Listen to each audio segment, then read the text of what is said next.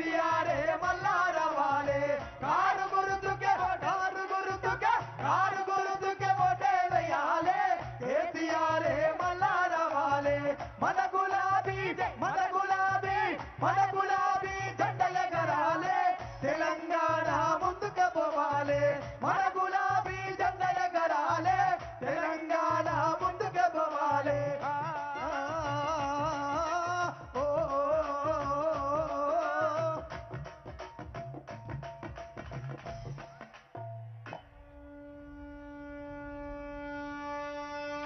ఈ దమ్ముగిట గట్టిగా బయలుదేరితే దుమ్ములు ఇవ్వది. జై తెలంగాణ.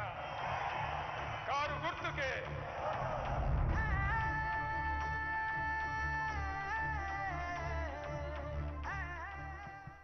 గట్టిగా బయలుదేరితే దుమ్ములు ఇవ్వది. జై తెలంగాణ. కారు గుర్తుకే.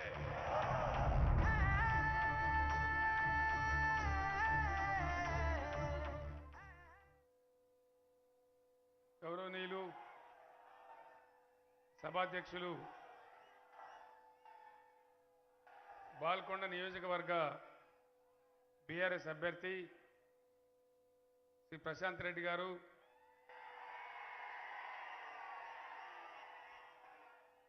గౌరవ పార్లమెంట్ సభ్యులు శ్రీ కేఆర్ సురేష్ రెడ్డి గారు, గౌరవనీయులు శ్రీ దామోదర్ రావు గారు, ఆర్మూర్ ఎమ్మెల్యే జీవన్ రెడ్డి గారు, నిజామాబాద్ రూరల్ ఎమ్మెల్యే బాజిరెడ్డి గోవర్ధన్ గారు, నిజామాబాద్ ఎమ్మెల్యే గౌరవనీయులు గణేష్ గుప్తా గారు, షకీల్ అమీర్ గారు, జడ్పీ చైర్మన్ విఠలరావు గారు, రాజేశ్వరరావు గారు, Christian finance corporation chairman, doctor Madhusekhar గారు కార్పొరేషన్ అధ్యక్షులు, మార గంగారెడ్డి గారు కార్పొరేషన్ అధ్యక్షులు, ఎల్ఎంబి రాజేశ్వర్ గారు, విజీ గౌడ్ ఎక్స్ఎమ్మెల్సీ గారు, ఎస్ మోహన్ డీసీఎంఎస్ చైర్మన్ గారు, రమేష్ రెడ్డి గారు డీసీఐసిబి వైస్ చైర్మన్ గారు, కోటిపల్లి నరసింహనాయుడు రాష్ట్ర నాయకులు, రాజారాం యాదవ్ గారు యువ నాయకులు,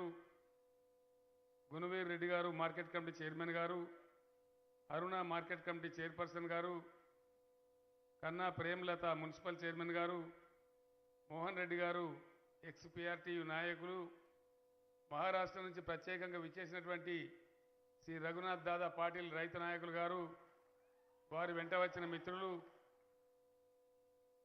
బాల్కొండ నియోజకవర్గం నలుమూలల నుంచి వెల్లువలాగా ఈ సభకు తరలి వచ్చినటువంటి, సభ లోపల ఉన్నటువంటి, సభ బయట ఉన్నటువంటి అన్నదమ్ములకు అక్క చెల్లెలకు అందరికీ నా నమస్కారం. బాల్కొండ నియోజకవర్గానికి ఎప్పుడు వచ్చినా కూడా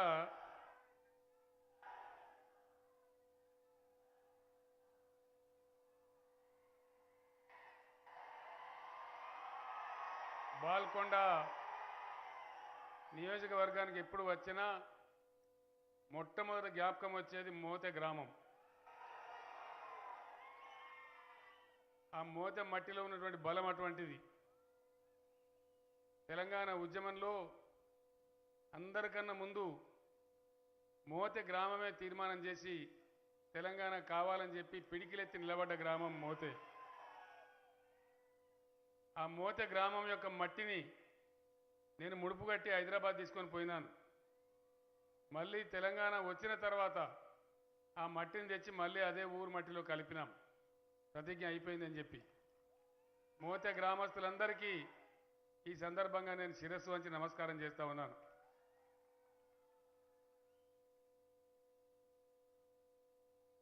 ప్రశాంత్ రెడ్డి గారు మొత్తం చెప్పినారు, నేను చెప్పేదేం లేదు. నియోజకవర్గానికి ఏమేమి చేసినాం, ఏం సంగతి అనేది ఆయన్నే మొత్తం చెప్పిండు. ఇక నేను చెప్పే అవసరం లేదు. హైదరాబాద్లో ఏమో నాకు ఆ పాయింట్లన్నీ రాసిచ్చింది, ఇవి చెప్పాలి నువ్వని. మళ్ళీ చెప్తే డబల్ అవుతుంది, మీకు కూడా బోర్ అవుతుంది. నేను ఒక్కటే మాట మీకు మనవి చేస్తా ఉన్నా. ఈయన కూర్చున్న వాళ్ళందరికీ కూడా, అన్నదమ్ములకు అక్క చెల్లెలకు నేను దండం పెట్టి చెప్తా ఉన్నా. మన భారతదేశానికి స్వతంత్రం వచ్చి 75 ఏళ్ళు గడిచినా ప్రజాస్వామ్య పరిణతి మన దేశంలో పెరుగుతలేదు. మెచ్యూరిటీ ఆఫ్ డెమోక్రసీ, ఆ స్థాయి పెరుగుతలేదు. ఎన్నికలు రాగానే ఆగమాగమవుడు. ఎలక్షన్ అంటే ఎట్లయిపోయిందంటే ఇష్టమున్న అబద్ధాలు మాట్లాడచ్చు, ఇష్టమున్న ఆరోపణలు పెట్టచ్చు, సాయి సంసార అనొచ్చు, లచ్చి దొంగ అనొచ్చు, ఎవరిని పడతావా అని ఏది పడుతుంది మాట్లాడేటువంటి ఒక దుష్ట సాంప్రదాయం వస్తూ ఉంది. మీ అందరినీ కూడా నేను ప్రార్థిస్తూ ఉన్నా. ఏమున్నది, ఎలక్షన్ వస్తుంది, ఎన్నిసార్లు రాలే ఎన్నిసార్లు పోలే, ఎవడోడు గెలవాల్సిందే కదా. ఎలక్షన్ వస్తే ఏం జరుగుతుంది, ఓ రెండో మూడో నాలుగో పార్టీ నిలబడతాయి. పార్టీకో మనిషి నిలబడతాడు, ఒకరే నిలబడాలి కాబట్టి ఒక మనిషి నిలబడతాడు. ఇక్కడ బీఆర్ఎస్ ప్రశాంత్ రెడ్డి ఉన్నాడు, కాంగ్రెస్కి ఒక ఆయన, బీజేపీకి ఒక ఆయన, ఇంకెవడన్నా కూడా ఇండిపెండెంట్ తేల్చడం. వీళ్ళని ఎట్లా వీళ్ళ సంగతి చూడాల్సిందే. ఈ అభ్యర్థి మంచోడా, ఈయన గుణమైంది ఘనమైంది చూడవలసిందే. కానీ నేను మిమ్మల్ని కోరేది ఏంటంటే దయచేసి వీళ్ళు గెలవడమే కాదు, వీళ్ళ గెలుపు దేనికి దారితీస్తుంది, రాష్ట్రంలో ప్రభుత్వం ఏర్పాటు చేయడానికి దారితీస్తుంది. అది ఏం చేస్తుంది, ప్రభుత్వం ఏదో ఒకటి ఏర్పడవలసి వస్తుంది ఇక్కడ గెలిచే గెలుపులతో. వీళ్ళ వెనుక ఒక పార్టీ ఉన్నది, కాంగ్రెస్ కూడా ఒక పార్టీ, బీజేపీ ఒక పార్టీ, బీఆర్ఎస్ ఒక పార్టీ. ఈ పార్టీలకు కూడా చరిత్రలు ఉన్నాయి. వాళ్ళ వైఖరి ఏందో మీ ముందున్నది. వాళ్ళకి అధికారం ఇచ్చినప్పుడు ఏం తవ్వ నడిచిండ్రో, ఏం నడకలు నడిచిండ్రో అది కూడా ప్రజల ముందర ఉన్నది. ఎవరి చరిత్ర తెలియక లేదు. కాబట్టి అభ్యర్థి ఏ పార్టీ నుంచి ఉన్నాడు, ఆ పార్టీ యొక్క దృక్పథం ఏంది, రైతుల గురించి ఏం ఆలోచిస్తుంది ఆ పార్టీ, పేద వర్గాల గురించి ఏం ఆలోచిస్తుంది, మొత్తం రాష్ట్రం గురించి ఏం ఆలోచిస్తుంది అనే దాన్ని మీరు దయచేసి చర్చ చేయాలి. ఏ దేశంలో అయినా ఈ చర్చ జరుగుతుంది. ఎలక్షన్ వచ్చిందంటే మనంత హడావుడు ఉండదు. ఇంత భారీ సభలు బహుశా ఏ దేశంలో కూడా ఉండవు. అసలు సభలే ఉండవు. వాళ్ళే ఓన్లీ టీవీలనే మాట్లాడతారు. వాళ్ళ దగ్గర మెచ్యూరిటీ పెరిగింది కాబట్టి, పరిణతి చెందింది కాబట్టి టీవీలలో వింటారు నాయకుల స్పీచ్లు. అంతే, పెద్ద పెద్ద మీటింగులు జరిగాయి. చాలా పెద్ద మీటింగ్ అంటేనే 6-7 వస్తే చాలా ఎక్కువ వచ్చినట్టు సంతోషపడతారు. అట్లాంటిది మన దగ్గరనేమో ఉల్టా కేసు ఉన్నది ఇంకా కూడా. ఎందువల్ల అంటే పరిణతి ఉంటే కనుక ఏమవుతుంది, ఆలోచన ఉంటే మీరు పోయిన తర్వాత కూడా మిమ్మల్ని నేను ప్రార్థిస్తున్నా, మీ ఊర్లో దయచేసి నేను చెప్పే 4 మాటలు మీరు చర్చ పెట్టాలి. ప్రజలలో ఏది నిజమో కాదో తేల్చాలి. ఓటు అనేది ఈ ప్రజాస్వామ్య దేశంలో, ఈ డెమోక్రటిక్ కంట్రీలో మీ దగ్గర ఉన్నటువంటి మీకు విలువైనటువంటి వజ్రాయుధమే ఓటు. దాన్ని ఉల్టా వినియోగిస్తే అది మీ తలరాతను కింది మీద చేస్తుంది, 5 ఏళ్ల భవిష్యత్తు కింది మీద చేస్తుంది. అందుకే ఏమాత్రం ఏమరపాటుగా అలవోకగా ఓటు వేయకూడదు. ఓటు మన కిస్మత్ను బదలాయిస్తుంది కాబట్టి, మన రాష్ట్ర పరిస్థితులను బదలాయిస్తుంది కాబట్టి తమాషా కోసం వేయద్దు. మా చిన్నయ్య చెప్పిండు, మా బామ్మర్ది చెప్పిండు, మా కులపోడు చెప్పిండు, మా వాడకట్టోడు చెప్పిండు అని వేయద్దు ఓటు. ఎవరికి వాళ్ళు ఎక్కడికక్కడ చర్చ చేసి నిర్ణయానికి రావాలి. ఆ చర్చ జరిగి ఓటేసే కాలం వచ్చినాడు గ్యారంటీగా ఎలక్షన్లలో నాయకులు కాదు ప్రజలు గెలుస్తారు. ఆ ప్రజల గెలిపే నిజమైన ప్రజాస్వామ్యం అని నేను మీకు మనవి చేస్తూ ఉన్నా. ఆ పరిణతి రావాలి తొందరగా ఈ దేశంలోని నేను భగవంతుని కోరుతా ఉన్నా. కారణం ఏంటంటే అందరి చరిత్ర మీ ముందుంది. ఇప్పుడు కాంగ్రెస్ పార్టీలు వస్తాను, కాంగ్రెస్ పార్టీ ఈ రాష్ట్రాన్ని, ఈ దేశాన్ని బిగిన 50 ఏళ్ళు పరిపాలన చేసింది. వాళ్ళు చేసినాడు మనం చూడలేదా? వీళ్ళు ఏం మాట్లాడుతుంది కాంగ్రెస్ పార్టీ, మాకు ఒక్క ఛాన్స్ ఇవ్వండి, మీకు ఒక్కటేందుకు 11 సార్లు ఇచ్చారు, ఇవ్వలేదా ఛాన్స్? మీకు ఒక్క ఛాన్స్ ఇస్తే ఏం చేస్తారు, పంటి కంట కూడా మింగుతారా? ఏం కారణం? ఆలోచన చేయాలి. ఇవాళ వైఖరి ఏందో ఆలోచించాలి. వాళ్ళు ఏం మాట్లాడుతున్నారు, ఏం ఆర్గ్యుమెంట్ చేస్తున్నారు ఎలక్షన్లో, అది కూడా ఆలోచన చేయాలి. వాళ్ళు గతంలో అధికారం ఉన్నప్పుడు ఏం చేసినారు, అది కూడా ఆలోచన చేయాలి. అప్పుడే నిజానిజాలు తేల్తాయి, బ్రహ్మాండమైనటువంటి రిజల్ట్ కూడా వచ్చే ఆస్కారం ఉంటుంది. నేను మిమ్మల్ని కోరేది ఒకటే, ఇంతకుముందు ప్రశాంత్ రెడ్డి కన్నా ముందు చాలామంది ఎమ్మెల్యేలు అయిన బాల్కొండలో, మరి అప్పుడేం జరిగింది, ఒక్క ప్రశాంత్ రెడ్డి కాలంలో ఏం జరిగిందో మీ కళ్ళ ముందే ఉందని నేను మనవి చేస్తా ఉన్నాను.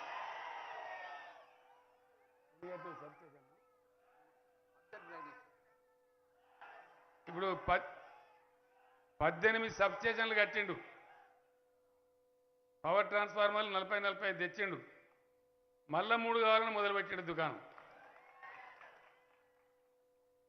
గత చరిత్రలో నేను కూడా ఎమ్మెల్యే ఉంటే సిద్దిపేటలో ఒక్క సబ్స్టేషన్ కావాలంటే 3 ఏళ్ళు తిరిగేది. 3 ఏళ్ళు కాంగ్రెస్ రాజ్యంలో ట్రాన్స్ఫార్మర్ కాలితే, కరెంటు మోటార్లు కాలితే, సగం రాత్రి కరెంటు, సగం పొద్దాక కరెంటు, పాము కాట్లు, కరెంటు షాకులు కొట్టుడు, మంది దచ్చుడు, కరెంటు ట్రాన్స్ఫారం కాలితే ఏముండే ఆ తీయనరా బోరుకు 2000 జమ చేయండి. ఇదే కదా మళ్ళా గారాజ్యమే రావన్నా, మళ్ళా తెలంగాణ పొద్దాక కరెంటు కావన్నా, అదే ఆలోచించాలని నేను కోరుతా ఉన్నా. ఒకటే పాయింట్, ఎక్కువ అన్నం ఉడికిందా లేదంటే కుండంతా విసికే అవసరం లేదు.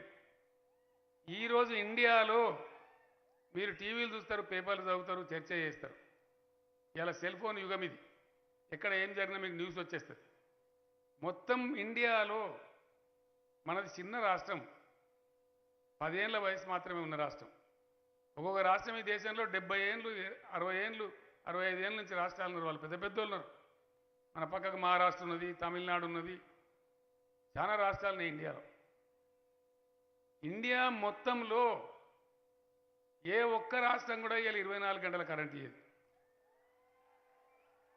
ఒక్క తెలంగాణనే ఇస్తుంది. ఎందుకు ఇస్తుంది, ఎట్లా ఇస్తుంది? ఆగును ఆయన నగబట్టును. ఇక్కడ నేను మొత్తుకోబడతాడు, నువ్వు మొత్తుకోబడతావు, ఏది మనసు పట్టాలి? మొత్తం మీటింగ్ అయినాక గజం దుంకుదాం, నేను కూడా దుంకుతాను నీతో. ఏం కారణం? ఒక తెలంగాణను ఎట్లా ఇవ్వగలుగుతుంది? ఎందుకు ఇవ్వగలుగుతుంది? ఏం జరిగింది? ఈ నరేంద్ర మోదీకో పిచ్చి లేచింది, ప్రైవేటైజేషన్ పిచ్చి. ఒకటే పిచ్చిగా రైళ్లు ప్రైవేటు, విమానాలు ప్రైవేటు, ఓడరేవులు ప్రైవేటు, చివరికి కరెంటు కూడా ప్రైవేటు. కరెంటు ప్రైవేట్ పెట్టి ఏం చేసిండ్రు? సంస్కరణలను పేరు పెట్టి ప్రతి మోటారుకు, ప్రతి బోరు కాడ మీటర్ పెట్టాలి, ముక్కు విండి పైసలు వసూలు చేయాలట. నన్ను బెదిరించిండ్రు. నేను మాట్లాడితే మీరు అసెంబ్లీలో కూడా విన్నారు. మీటర్లు పెట్టాలి, మీకు పైసలు కట్ చేస్తామని నేను చెప్పిన. నువ్వు ఏమన్నా కట్ చేసుకో, నా తలకాయ తెగిపడ్డా సరే నేను పెట్టా మీటర్లు అని చెప్పిన. నీకు సంవత్సరానికి 5,000 కోట్లు కట్ చేస్తామన్నారు. కట్ చేసిండ్రు నిర్దాక్షిణ్యంగా. మనకు రావాల్సిన, మన రాష్ట్రానికి రావాల్సిన, బాజప్తా రావాల్సిన డబ్బులు ఏడాదికి 5,000 కోట్లు అంటే 25,000 కోట్లు నష్టం జరిగింది. కానీ నేను రైతుల మోటార్లకు మీటర్లు పెట్టలే. ఎందుకు? దాని వెనుక ఒక ప్రబలమైనటువంటి కారణం ఉన్నది. వట్టిగానే ఆషామాషికి కాదు, తమాషకు కాదు. తెలంగాణ వచ్చినాడు వలసలు, కరువులు, కరెంటు లేదు, మంచినీళ్ళు లేవు, సాగునీళ్ళు లేవు, చెట్టుకోడు గుట్టకోడు అయినాం మనం. కూడా ఏడ్చినాం, బాధలు పడ్డాం. తలాపుకు నీళ్ళున్నా మంచినీళ్ళు కూడా దొరకలే, అంత ఘోరం ఉండే. ఈ రాష్ట్రం ఏదైనా చేసి మళ్ళీ మొదటికి రావాలి. ఎందుకంటే 50 ఏళ్ల కింద ఎట్లయితే మంచిగా ఉండేనో మళ్ళీ గట్లా కావాలి. పల్లెలన్నీ కలకలలాడాలి, రైతుల ముఖాలు ఆనందంతో ఉండాలి. రైతు దగ్గర డబ్బున్నదంటే ఊరంతా డబ్బున్నట్టే లెక్క. కాబట్టి ఎట్లన్నా చేసి దీన్ని కుదుటపరచాలని ఒక పాలసీగా పెట్టుకున్నాం. ఈ తెలంగాణ రాష్ట్రంలో వ్యవసాయ స్థిరీకరణ జరగాలి, అదొక పాలసీ, బీఆర్ఎస్ పాలసీ. దానికి 5-6 చర్యలు తీసుకున్నాం, ఒకటే కాదు. ఇలా ఎన్ని ఫ్రీ వస్తాయి ఎవడు నమ్మతలేని చెప్తే ఇండియాలో महाराष्ट्र रघुनाथ दादा बैठ के है, उनके राज्य में पानी पट्टी है, पानी पट्टी అంటే నీటి తీరువ బిల్లు, నీళ్ళు వారితే బిల్లు. हमारे पास पानी पट्टी नहीं है, मैं इतने लोगों के सामने बोल रहा हूँ. ये यहाँ का पॉलिसी है. ఎందుకు అంటే మనం ఒక వ్యవసాయ స్థిరీకరణ జరగాలి, గ్రామాలలో ఆర్థిక శక్తి రావాలి, రైతు అప్పులు కట్టుకొని మొత్తం అప్పులు తీరిపోయి రైతు జేబులో సొంత పెట్టుబడి ఉండాలి. ఆ తెలంగాణ కావాలని పట్టుబట్టాం. పడితే ఏమైంది? నీళ్లు ఫ్రీ ఇస్తాం మనం, అవి ప్రాజెక్టు కానీ, లిఫ్ట్ కానీ, బొఫ్ట్ కానీ, ఇవన్న కానీ ₹1 తీసుకోము, ట్యాక్స్ లేదు. అట్లనే కరెంటు ఫ్రీగా ఇస్తాం 24 గంటలు. అట్లనే రైతుకు పెట్టుబడి అందిస్తున్నాం. యాళ్ళకు ఉన్నోడు ఉండే, లేనోడు ఉండే, చిన్నోడు ఉండే, పెద్దోడు ఉండే అని పెట్టుబడి ఇస్తున్నాం. అట్లనే రైతులు పండించిన ధాన్యం కొంటున్నాం. ప్రశాంత్ రెడ్డి గారు తల్లి చనిపోతే నేను మళ్ళీ వచ్చి పరామర్శ చేసి వెళ్ళిపోతా ఉన్నా. ఈ Armoor Jeevan Reddy, Korutla Vidyasagar Rao MLA sir sir sir sir మక్కలు కొనాలి, మక్కలు కొనాలని మొదలుపెట్టి నేను చెప్పి, నేను రాంగా చూసుకుంటూ వచ్చిన పచ్చగా మంచిగా కళాలు కనబడుతున్నాయి, ఎండబోసిన మక్కలు, ఇక మీరు మొదలు పెడతారని నాకు తెలుసు అని చెప్పిన. అంటే ధాన్యం మొత్తం కొంటా ఉన్నాం. మీ దగ్గర ఇంకా నడుతూ ఉంది. అక్కడ నారాయణఖేల్లో పేరు జుక్కల్లో 2 ఎమ్మెల్యేలు ఈయన దొరుకుని వస్తారు నా దగ్గరికి. ఆ మెదకేం మంచిగా పోయినా ఈయన నా ప్రాణానికి బద్దాయి అంటే ఆ పచ్చ జొన్నలు పండిస్తారు. నేను చెప్పిన మీరు ఆర్మూర్లో బాల్కొండలో నేర్చుకొని ఎర్ర జొన్నలు అక్కడికి అవి అమ్ముడనే పోతాయి కదా, పంజాబ్కో పింజాబ్కో ఇత్తనాలకు పోతాయి అంటే ఇనరు. పచ్చ జొన్నలు ఇస్తారు. ఎవరు తింటాడు పచ్చ జొన్నలు? ఇప్పుడు తింటట్టున్నా వేస్తారు వస్తారు. అవి 2000 కొనాలి, 1000కి ఎవడు కొనడు అమ్ముదామంటే ఏం చేయాలి? ఇక అయినా సరే కొనమని చెప్పినాం. ధాన్యం కొని తద్వారా వచ్చేటువంటి నష్టాన్ని కూడా కొంత ప్రభుత్వం భరిస్తూ ఉంది. ధాన్యం ఎట్లా కొంటున్నారు? మునుపు పోతే బీటీ సేటు నెలకు రాపో, సిట్టిస్తే నెలకు రాపో, 30 రోజులకు రాపో, 2 వారాలకు రాపో, 3 వారాలకు రాపో, ఇట్లుండేది. ఇవాళ ధాన్యం కొంటే 10 రోజుల లోపల మీ డబ్బులు వచ్చి మీ ఖాతాలో పడిపోతున్నాయి. మధ్యలో దళారీ లేడు, బ్రోకర్ లేడు, ఎవడు లేడు. రైతు బంధు వస్తున్నది మీకు. ఎట్లా వస్తుంది? ఆడ మేము వెయ్యంగానే మీ సెల్ ఫోన్ టింగు టింగుమని మోగుతుంది. మీరు తీసి చూస్తే కనబడుతుంది ఇన్ని డబ్బులు మీ అకౌంట్లో వచ్చి పడ్డాయని ఉంటుంది. అట్లనే ఎవరన్నా రైతు అదృష్టం వంకర పోయి చనిపోతే ఆ కుటుంబం రోడ్డున పడద్దని చెప్పి ఒక 5 లక్షల రూపాయల బీమా పెట్టినాం. ఆ బీమా కూడా ఎట్లా వస్తుంది? ఎవ్వరు పైరవి చేసే అవసరం లేదు. అదే కాంగ్రెస్ రాజ్యంలో ఆపద్ బంద్ ఉండే 50,000 ఇస్తామని చెప్పిండ్రు. 2 నెలలు 3 నెలలు తిరిగితే చెప్పులు అరిగిపోతుండే కానీ చివరికి 10,000 20,000 చేతులు పెట్టి మధ్యలో పైరవకాలు మింగిపోదురు. ఇలా ₹1 లంచం ఇచ్చేది లేదు, కడుపులో సల్లగదిలేదు లేదు. ఆ కుటుంబం దుఃఖంలో ఉంటుంది కాబట్టి ఏ పైరవి లేదు, దరఖాస్తు లేదు, రసీదు లేదు, మసీదు లేదు. చక్కగా 5 లక్షల రూపాయలు వాళ్ళ ఇంటికి పోతా ఉంది, వాళ్ళ ఖాతాలో పడతా ఉంది. ధరణి వచ్చినా మీకు రైతు బంధువు వచ్చినా అట్లే వస్తుంది, రైతు బీమా వచ్చినా అట్లే వస్తుంది. మీరు వడ్ల మీద మక్కల మీద డబ్బులు కూడా అట్లే మీ ఖాతాలో పడతాయి. ఎందువల్ల? రైతుల యొక్క రికార్డులన్నీ మునుపు హేరాపేరు చేసేటువంటి విఆర్ఓలు ఉండ్రి, గిరిదావర్లు ఉండ్రి, ఎంఆర్ఓలు ఉండ్రి. మీ మీద బాసులు, మీ భూముల మీద పెత్తనం, దాని మీద ఆర్డీఓ, కలెక్టరు, జాయింట్ కలెక్టర్, ఎవడో రెవెన్యూ మినిస్టర్ దాకా ఎవడొక్కడి కింద మీద చేసినా కైలాసం ఆటల పెద్ద పంపింగినట్టే. అంత ఘోరం ఉండే. నీ భూమి తీసి నాకు రాసుడు, నాకు తీసి ప్రశాంత్ రెడ్డికి రాసుడు, ప్రశాంత్ రెడ్డి తీసి ఇంకో ఆయనకి రాసుడు, గోల్మాల్ గోవిందం ఉండే. కోర్టుల చుట్టూ వకీళ్ళ చుట్టూ తిరిగి తిరిగి చచ్చిపోదురు రైతులు. ఇలా ధరణి పోర్టల్ వచ్చిన తర్వాత రిజిస్ట్రేషన్ పద్ధతి మారిన తర్వాత రిజిస్ట్రేషన్ అవుతుంది. మునుపు రిజిస్ట్రేషన్ అయితే పట్టా కావాలంటే 6 నెలలు, ఏడాదో 100 దయ ముఠ చెప్పినాక కూడా 6 నెలలు తిరిగి తిరిగి చెప్పులు అరుగుతుండే. ఈరోజు మీ మండల కేంద్రానికి మీరు పోతే పొద్దున పోతే మంచిగా మధ్యాహ్నం వరకు రిజిస్ట్రేషన్ అయిపోయి మళ్ళీ ఇంటికి వచ్చి అన్నం తినచ్చు. 15 నిమిషాలలో రిజిస్ట్రేషన్ అయిపోతుంది. ఇంకో 15 నిమిషాలలో పట్టా అయిపోతుంది, మ్యూటేషన్ అయిపోతుంది. ఆన్లైన్లో కనబడుతూనే ఉంటుంది లైన్ మీద. మీ పిల్లలు అమెరికాలో చూడొచ్చు. ఆ ధరని పెట్టాం కాబట్టే మీ ఖాతాలన్నీ ప్రభుత్వం దగ్గర ఉన్నాయి కాబట్టే ఈ సౌలత్ అంతా వస్తూ ఉంది. ఎందుకంటే నేను కూడా కాపోనే, ఇప్పుడు కూడా నాకు అవసరం ఉన్నది. ఇప్పుడు ఇవాళ మధ్యప్రదేశ్లో, ఈవెన్ గుజరాత్లో, ప్రధానమంత్రి రాష్ట్రంలో కూడా ఎరువు బస్తాల కోసం మళ్ళీ చెప్పుల లైన్లు ఉంటున్నాయి. మన దగ్గర లేకుండానా? పోలీస్ స్టేషన్లో పెట్టావా? మళ్ళీ బస్తాలు మనం యాద మర్చిపోయినామా? ఎర్రజొన్నల రైతులు పైసలంటే ఇక్కడ కాల్చేయలే. ఆరుమూరులో ఫైరింగ్లు చేసిండ్రు, గడబడి చేసిండ్రు. వాటి 10-12 కోట్ల రూపాయలు నేను ముఖ్యమంత్రి అయినా కానీ మళ్ళీ మనమే ఇచ్చుకున్నాం తప్ప ఎవడే కానీ ఇయ్యలే. అగో ఆ ప్రభుత్వాన్ని చూసిండ్రు మీరు. నేను అందుకే మిమ్మల్ని కోరేది, పార్టీల నడబడి కూడా చూడాలి. వాళ్ళ చేతిలో గవర్నమెంట్ ఉంటే ఎట్లా వ్యవహారం చేసిండ్రు. ఎరువు బస్తాలు దొరకలే, కరెంటు దొరకలే, ధాన్యం కొనలే, పట్టించుకోలే. ఇవన్నీ కూడా ఉండే. ఏ తప్పులుండి ఏ బాధల వల్ల రైతులు బలహీనపడ్డారో, తెలంగాణ రైతాంగం ఆగమైందో ఆ బాధలు నివారణ చేయాలని చెప్పి అరవ కష్టపడి ఈ వసతులన్నీ ఏర్పాటు చేసినాం. అదొక పాలసీ. అది ఆషామాషిగా ఎలక్షన్ల కోసం నాకు ఎవరి దరఖాస్తు ఇచ్చిందండి రైతు బంధు పెట్టమని? ఎవడన్నా ఉద్యమం చేసిండా? ఎవడన్నా కోరిండా? ఎవడన్నా అడిగిండా? ఎవడు అడగలే. నా అంతటా నేను మేధావులతోని పెద్దలతోని మాట్లాడి, రైతు నాయకులతో మాట్లాడి ఈ నిర్ణయం తీసుకొని చేసినాం. దాని ఫలితం నేను గర్వంగా చెప్తా ఉన్నా. తెలంగాణ ఇలా 3 కోట్ల టన్నుల వడ్లు పండిస్తూ ఉంది. 3 కోట్ల టన్నులు. మిగిలిన ప్రాజెక్టు కొన్ని ఉన్నాయి కదా, సీతారామ గీతారామ పాలమూరు అవి అయిపోతే 4 కోట్ల ధాన్యం పండించి తెలంగాణ ఇండియాలోనే నంబర్ 1 స్టేట్ కాబోతా ఉంది. దాని ఫలితం కూడా వచ్చింది, ఇలా కళ్ళ ముందు కనపడతా ఉంది.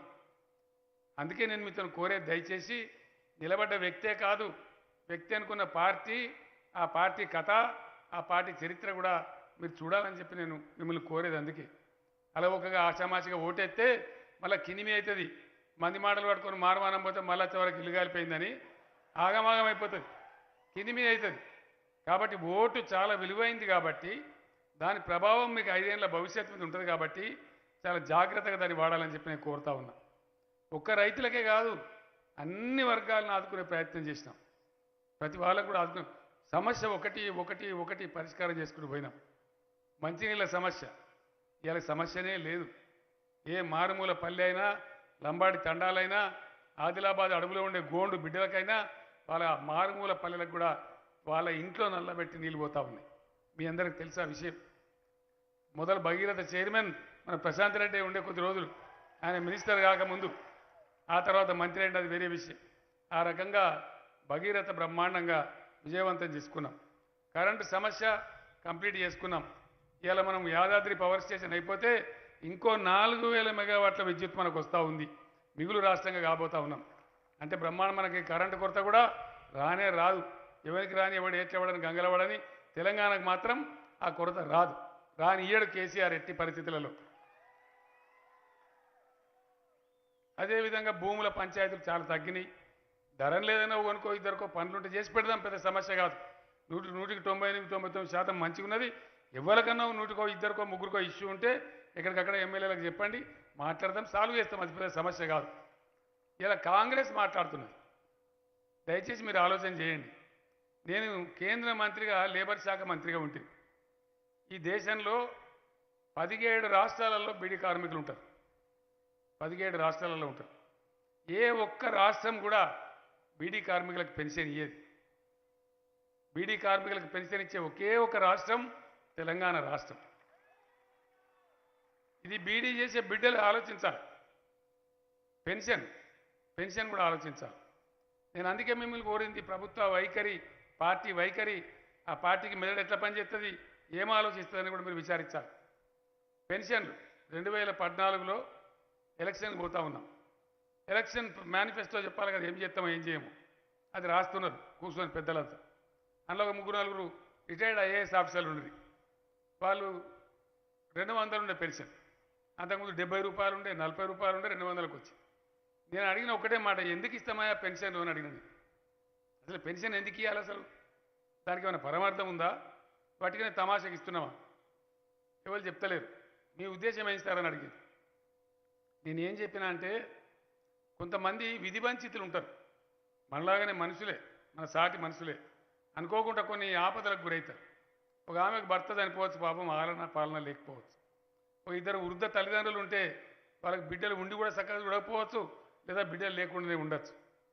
మంచిగానే ఉంటాం, మనిషి భగవంతుందా ఏం చెప్పత్తది, ఇవాళ కర్మ ఎట్లున్నదో. ఇవాళ మంచిగానే ఉన్నాం, అనుకోకుండా ఒక యాక్సిడెంట్ అయితే ఒక కాలు చేయి పోవచ్చు, అంగవైకల్యం రావచ్చు. ఇట్లాంటి విధి వంచితులను ఆదుకునే బాధ్యత, కాపాడే బాధ్యత సమాజం అంటే గవర్నమెంట్ మీదే ఉంటుంది. కాబట్టి ఇచ్చేదానికి ఒక అర్థం ఉండాలి అని చెప్పాను. ఇక ఊకెందుకు సతాయిస్తావు సార్, ఏం కోరుతున్నావు నువ్వు ఓనర్? వాళ్ళు ఇవ్వనికి మోతాదు లేకుండా 2 పూటలు వాళ్ళు బిర్యానీ తినే అవసరం లేదు, ఇంత పప్పో పులుసో తిని వాళ్ళ ఇంట్లో వాళ్ళు ఉంటేట్టుంటే సరిపోయాయి అని చెప్పి ఇక లెక్కలు తీసారు. చింతపండుకి ఇంత, పప్పుకి ఇంత, ఉప్పుకి ఇంత అని లెక్కలు తీసి 600 అయితే సరిపోతుంది సార్ అన్న. నేను చెప్పిన ఈ గరీబుల కాలనే కొసరన్నావా, ఒక 1000 రూపాయలు పెట్టిరు అని చెప్పండి. 1000 రూపాయలతో స్టార్ట్ అయినా. అది ఎలక్షన్ల కోసం చెప్పలే, మొదలు పెట్టాం 1000 రూపాయలు. తర్వాత మన ఆర్థిక పరిస్థితి పెరిగింది, 2000 చేసుకున్నాం. మొన్న నేను ప్రకటించిన 5000కి తీసుకుపోతాం పెన్షన్. ఈ మార్చి తర్వాత 3000 రూపాయలు వస్తుంది. సంవత్సరానికి 500 చొప్పున పెరుక్కుంటూ 5000 రూపాయలకు పోతుంది. ఉద్యోగస్తులకు ఇతరులకు పెరిగినట్టే వాళ్ళకు కూడా పెరుగుతుందని చెప్పినాం. పేద సాదా బతకాలి. బీడీ కార్మికులకు ఏ రాష్ట్రం కూడా పెన్షన్ ఇయ్యదు. నేను ఒక్కటే మాట కోరుతా ఉన్నా, ఈ బాల్కొండ, ఆర్మూరు ఈ ప్రాంతాలలో ఉండే బీడీ కార్మిక బిడ్డలు ఆలోచన చేయాలి. రేపు మీకు 5000 పెన్షన్ రాబోతా ఉంది. మీ ఒక్క ఓటు కూడా ఇంకో పార్టీకి పడద్దని చెప్పి నేను కోరుతా ఉన్నా.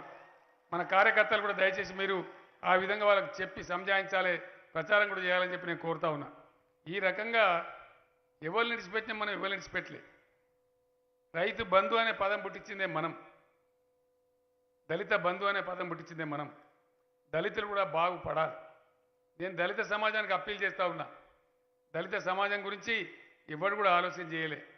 ఏదో చేసిండ్రు, మిమ్మల్ని ఓటు బ్యాంక్గా వాడుకున్నారు తప్ప మీ నిజమైన అభివృద్ధిని కాంక్షించలే. గ్రాస్ రూట్ నుంచి మిమ్మల్ని పైకి తెచ్చే ఆలోచన చేయలే. స్వతంత్రం వచ్చే నాటికే దళిత జాతి వివక్షకు గురైంది, తరతరాల అణచివేతకు గురైంది, అంటరానికి తనానికి గురై వెలివాడలలో బతికిన పాపం వాళ్ళు. మీరు ఊర బయట బతుకునే వాళ్ళు ఊరు బయట పెట్టింది.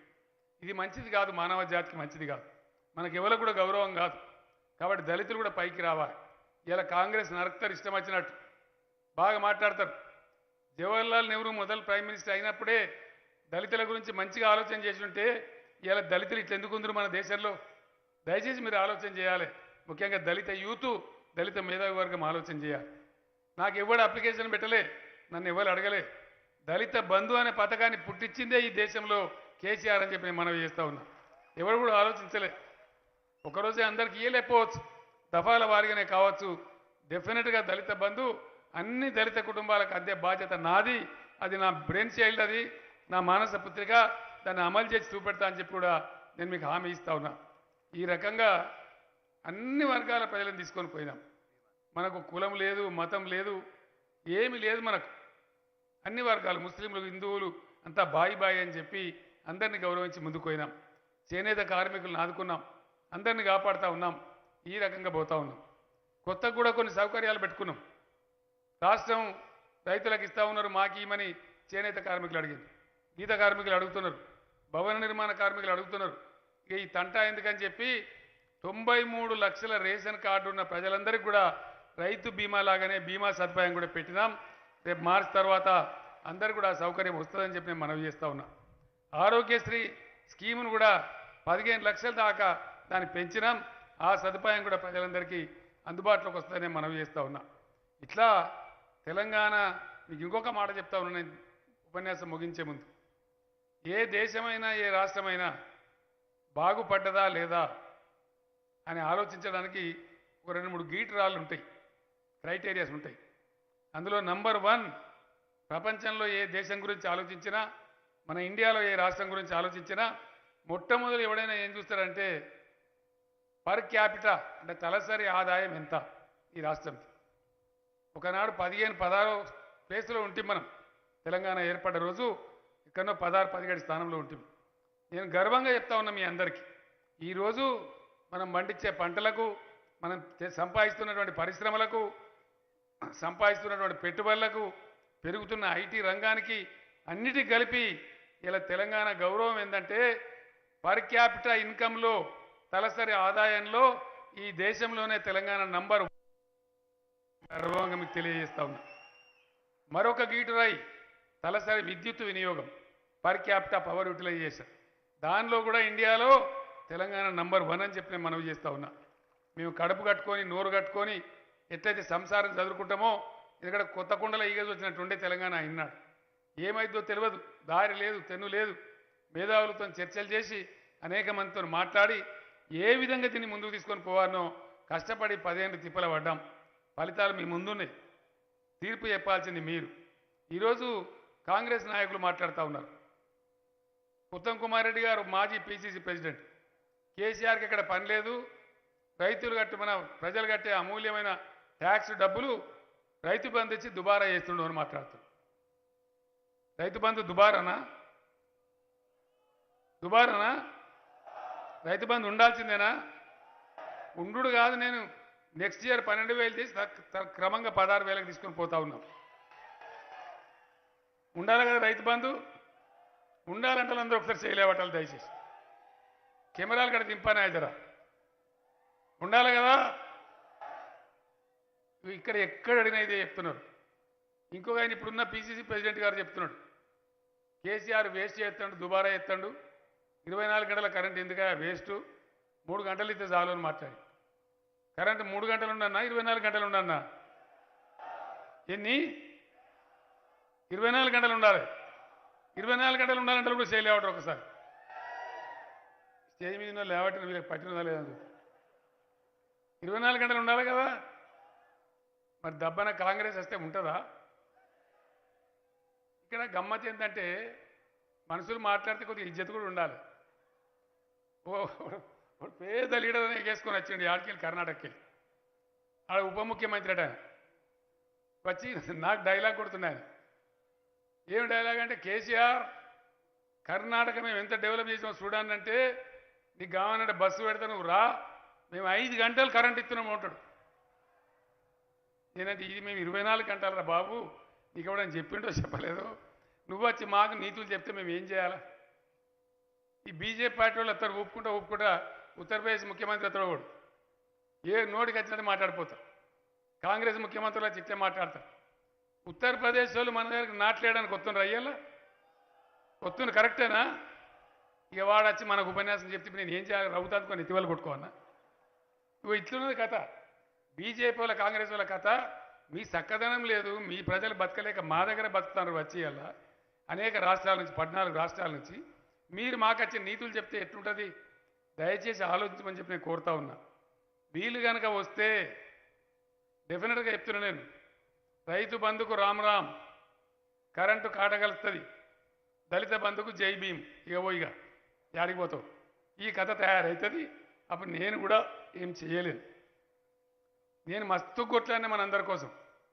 ఇది 24వ సంవత్సరం. తెలంగాణ వచ్చేదాకా కొట్లాడినాం, మళ్ళీ ఇప్పుడు 10 ఏళ్ళు కొట్లాడినాం. ఇప్పుడు మీరు కొట్లాడాలని చెప్పి నేను మనవి చేస్తా ఉన్నా. దయచేసి మీరు నిర్ణయం చేయాలి, మీరు తెగారం చేసి మీరు కొట్లాడాలి. నేను ఇలా యాగం మధ్యలోకి వచ్చిన రేపైతే పౌర్ణావతి అవుతా ఉంది. మళ్ళీ పోయి ఇప్పుడు పూజలు పాల్గొనాలి. ఇంకా చాలాసేపు మాట్లాడాలని ఉంది. మీరు మంచిగా శ్రద్ధగా వింటున్నారు, నాకు కూడా సంతోషంగా ఉంది. కానీ మళ్ళీ పోయి నేను పూజకు కూడా అందుకోవాలి. మీరు ఇన్ని మాటలు విన్నారు మంచిగా సంతోషంగా. ప్రశాంత్ రెడ్డి గురించి నేను చెప్పాల్సిన పని లేదు. నా కొడుకులాగా నా సొంత ఇంట్లో ఉంటాడు. క్యాబినెట్లో కూడా చాలా మంచి బాధ్యత గల పదవిలో ఉన్నాడు. రేపు కూడా అట్లే పెద్ద మనిషిగానే ఉంటాడని మీకు హామీ ఇస్తా ఉన్నాను నేను. ప్రశాంత్ రెడ్డి పెద్ద మనిషికి ఉన్న తర్వాత బాల్కొండ ఆటోమేటిక్గానే పెద్దగా అవుతుంది. మీకు తెలుసా ఆ విషయం, నేను చెప్పే అవసరం లేదు. ఇవాళ ఈ సభ హెలిప్యాడ్ కాడున్న మందిని చూస్తే నాకు అర్థమైపోయింది. బ్రహ్మాండమైన మెజార్టీతో ప్రశాంత్ రెడ్డి గెలిచిపోతా ఉన్నాడు. దాంట్లో డౌటే లేదు, ఏమాత్రం అనుమానం లేదు. కాబట్టి మళ్ళీ ఒకసారి ప్రశాంత్ని దీవించండి. మన రాష్ట్రాన్ని బాల్కొండను అనుకున్న విధంగా అభివృద్ధి చేసుకుందాం. ఆయన అడిగినటువంటి లక్ష్మీనరసింహస్వామి టెంపుల్ కానీ మిగతా విషయాలు కానీ అది పెద్ద సమస్యగా చేసే బాధ్యత నాది. తప్పకుండా చేపిస్తాను మనవి చేస్తూ నేను మీ దగ్గర సెలవు తీసుకుంటా ఉన్నా. జై తెలంగాణ. కారు గుర్తుకే, కారు గుర్తుకే. జై తెలంగాణ. ధన్యవాదాలు.